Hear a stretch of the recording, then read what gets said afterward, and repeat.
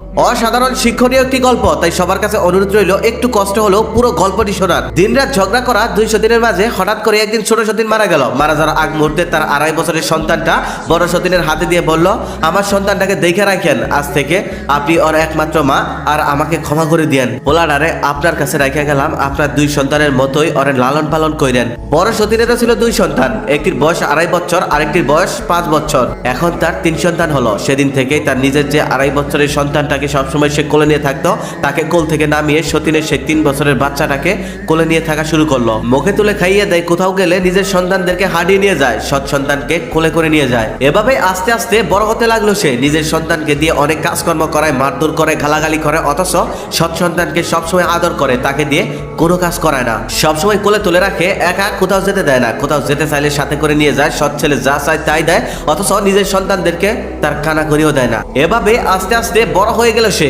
এখনো সে নিজের সন্তানদেরকে দিয়ে সমস্ত কাজ করায়, সৎ ছেলেকে কোনো কাজ করতে দেয় না। সৎ ছেলেকে এখনো সে মুখে তুলেই খাওয়ায়। কখনোই ওই সৎ ছেলেকে 1 গ্লাস পানিও নিজ হাতে ভরে খেতে দেয় না। পাড়া প্রতিবেশী, আত্মীয় স্বজন সবাই প্রশংসা করে সৎ মায়ের, তুমি তো অনেক ভালো মানুষ, মা মরা পোলাডারে কত আদর করো, অথচ নিজের সন্তানকেও এত আদর করো না। প্রথম থেকে সব মানুষই কইব এটাই হচ্ছে তোমার আসল সন্তান, আর নিজের দুইটারই কইব সৎ সন্তান। তখন সেই সৎ মা মুখ খুলে যা কইল, তা শুনে এলাকাবাসী অবাক হয়ে গেল। সে বলল, আপনারা ভুল ভাবছেন, আমি প্রতিশোধ নিতেছি, আমার স্বামীর প্রতিশোধ। ওর মা আমার স্বামীরে আমার কাছ থেকে কায়দা নিছিল, সেই প্রতিশোধ। সাথে ওর মা আমারে 5 বছর চালাইছে, সেই প্রতিশোধ নিতেছি এই সন্তানের থেকেই। আমার সন্তানদেরকে আমি এত আদর করি না, যা চাই তাই দেই না, এগুলা কইরা আমি ওদেরকে জীবন চলতে শিখাইতেছি, কিন্তু আমি ওরে সবকিছু দিয়া, আদর দিয়া পঙ্গু বানাই দিতেছি। আমি ওরে এতই আদরে রাখছি যে ও ঘর থেকে বের হলে জীবন চলতে গিয়া পদে পদে আছাড় খাইবো, বিপদে পড়ে যাইব, ঘুরে দাঁড়াতে পারবো না। যে মা কলেজ পড়ুয়া ছেলের প্যান্ট ধুয়ে দেয়, গর্ব করে বলে আমার মেয়ে ভার্সিটিতে পড়ে, কিন্তু আমাকে ছাড়া